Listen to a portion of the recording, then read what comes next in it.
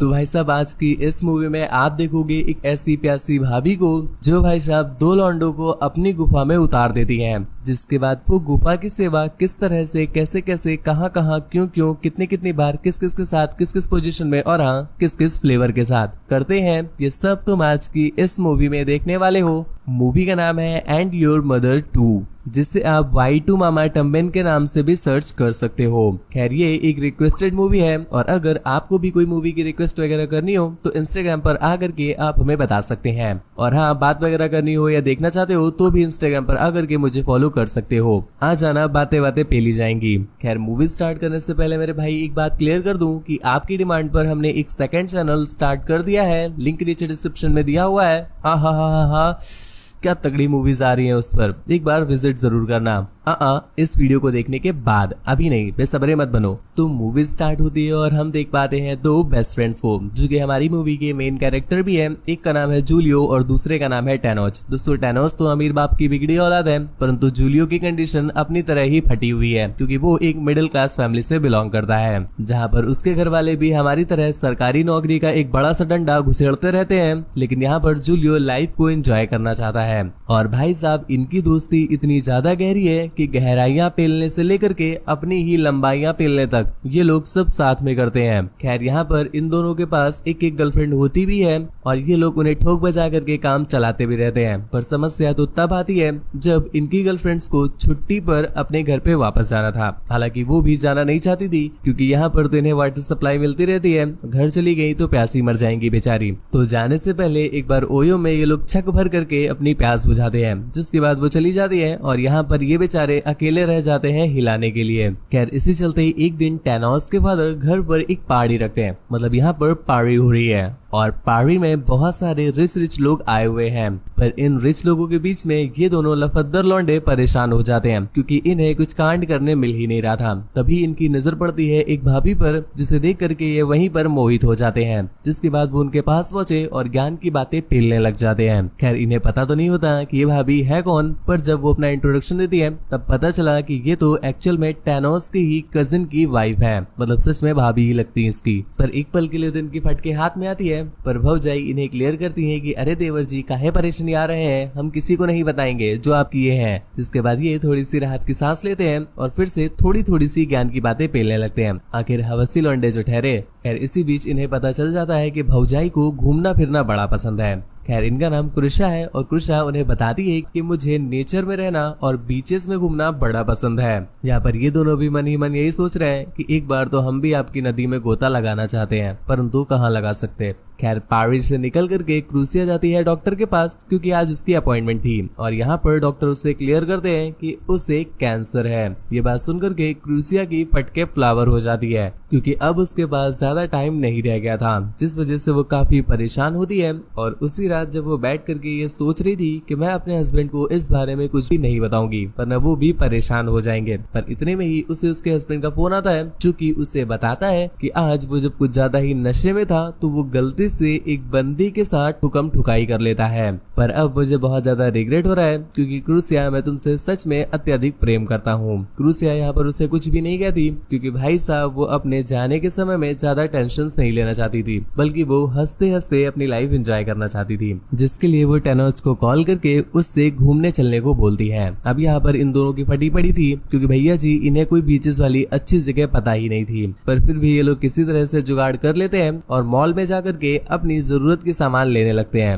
अब तुम सोच रहे होगे खाने पीने का और पानी वगैरह, तो ना, ये लोग जाते हैं अपनी जरूरत का सामान छतरी लेने के लिए। भाई साहब कॉन्फिडेंस देख रहे हो तुम लौंडो का, मतलब भौजाई अभी तक इन्हें भाव नहीं दे रही थी और एक बार कॉल क्या कर दिया, इनको तो लग रहा है बस अब खोल के दे ही देंगी। इतना कॉन्फिडेंस तो हमें तब नहीं होता था जब पूरी फिजिक्स रट के जाते थे और पेपर में भी पढ़ा हुआ आ जाता था। खैर इसके बाद अगले ही दिन वो लोग निकल जाते हैं अपनी ट्रिप में और यहाँ पर ये लोग ज्ञान की बातें पेलने लगते हैं कि अरे भौजाई, हमारी तो इतनी बंदियां रही हैं, हमने तो इतनी लड़कियां चटकाई हैं, हमने इतनी बंदियां चटकाई हैं, हमने इतनी बंदियां चटकाई हैं कि आज हमारा ही चटक गया है। और यहाँ पर हमारी भौजाई भी कम नहीं है, वो भी ज्ञान की बातें पेलने में लगी हुई थी। काफी देर तक ट्रैवल करने के बाद ये लोग एक ओयो में रूम लेते हैं। अबे भाई स्टे करने के लिए ले रहे हैं। हाँ, तो ये लोग स्टे करने के लिए 2 अलग अलग रूम लेते हैं। एक में तो ये लौंडे घुस जाते हैं और दूसरे में भौजाई। पर उसी रात उन्हें कोई मुफ्त मटेरियल नहीं मिल रहा था, तो वो सीधा भौजाई के रूम में पहुंच जाते हैं उन्हें निहारने के लिए। पर यहाँ पर जब वो पहुंचे तो देखते हैं कि भौजाई रो रही थी। अब किस बात को लेकर उन्हें पता नहीं है, पर यहाँ पर देखने लायक उन्हें कुछ मिलता नहीं, तो वो वापस चले आते हैं। जिसके अगले दिन जब वो अपनी ट्रिप को कंटिन्यू करते हैं तो यहीं पर क्रूसिया उनसे पूछती है कि कल रात को आखिर तुम देखने के आए थे।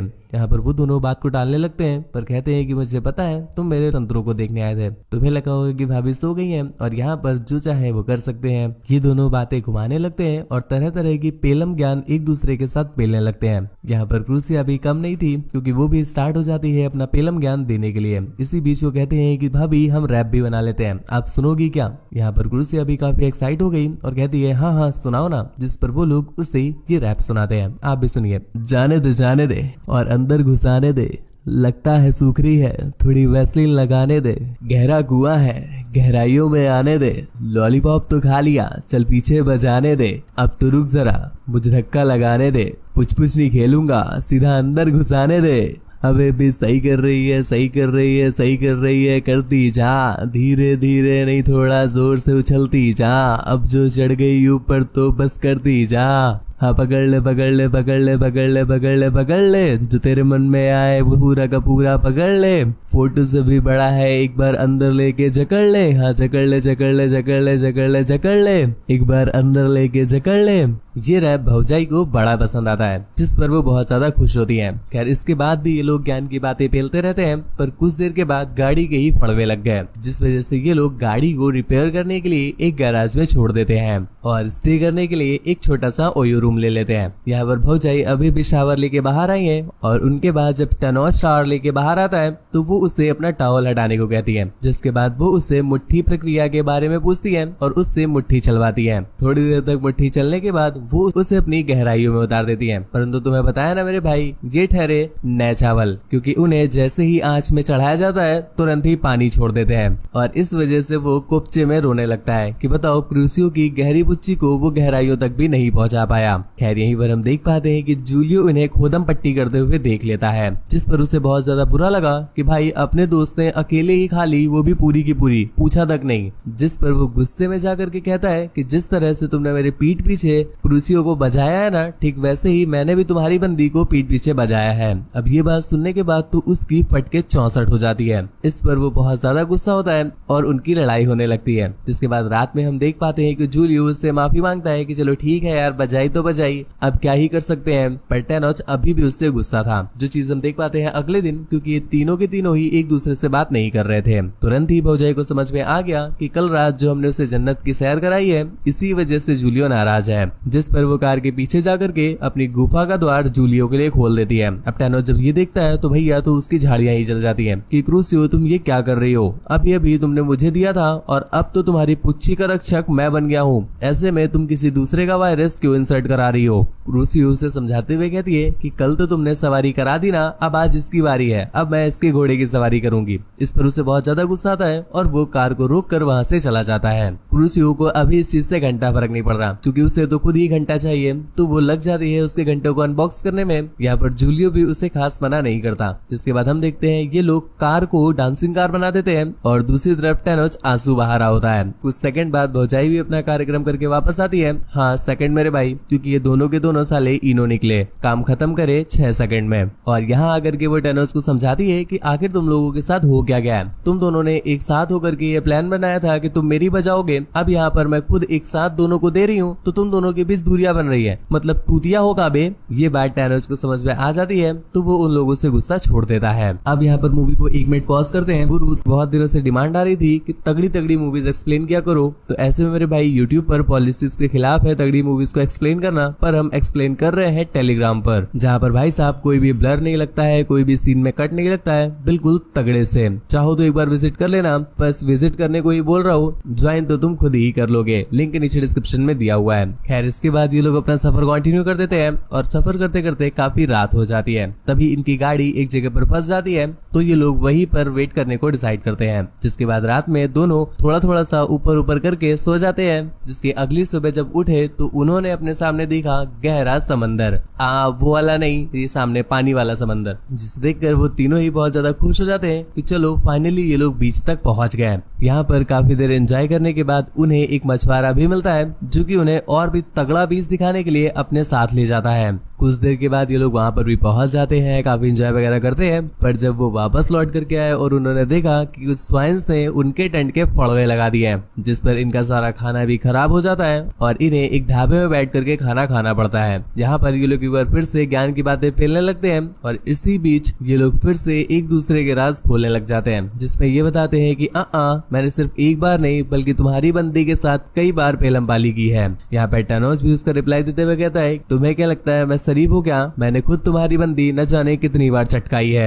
ये बात जब जूलियो को पता चलता है तो भाई साहब उसकी फ्लावर हो जाती है। अब ये सारी बातें सुनने के बाद क्रूसियो भी आसमान में चढ़ जाती है, तो वो तुरंत ही एक गाना प्ले करके वहाँ पर डांस करने लगती है और एक एक करके उन्हें अपने छेद का इन्विटेशन देती है। ये दोनों ही इन्विटेशन एक्सेप्ट करके एक साथ पहुंच जाते हैं और फिर वहीं पर एक कोपचे में रूम लेकर के ठुकाई चालू कर देते हैं। पर इस बीच ये दोनों कुछ ज्यादा ही नशे में थे कि एक दूसरे को ही चुम्मा चाटी देने लगते हैं। पर जब अगली सुबह इनकी आंख खुलती है तो भैया ये उल्टियां करने लगते हैं, क्योंकि इन्हें याद आया कि पिछली रात ये कर क्या रहे थे एक दूसरे के साथ। इस चीज को लेकर वो इतना ज्यादा रिग्रेट करते हैं कि तुरंत ही वहां से जाने का डिसाइड करते हैं। परंतु क्रूसिया उन्हें मना कर देती है, क्योंकि उसे पता था कि ये उसकी लास्ट स्टेज है और बस कुछ ही दिन बाकी हैं, तो वो नेचर की गोद में रहना चाहती है। पर ये दोनों वहां से वापस चले आते हैं। इस बीच हम देख पाते हैं कि इन दोनों के बीच इस कदर वो बातें बैठ गई है कि एक दूसरे से ये बात भी नहीं कर रहे हैं। और यहीं पर हमें इनके मन के विचारों से पता चलता है ये लोग अभी तक बस बांध रहे थे, ना ही इनमें से किसी बंदे ने दूसरे की बंदी के साथ गपागप किया है, बल्कि ये लोग तो बस भौजाई के सामने स्टड बनने के लिए ये ज्ञान की बातें पेल रहे थे।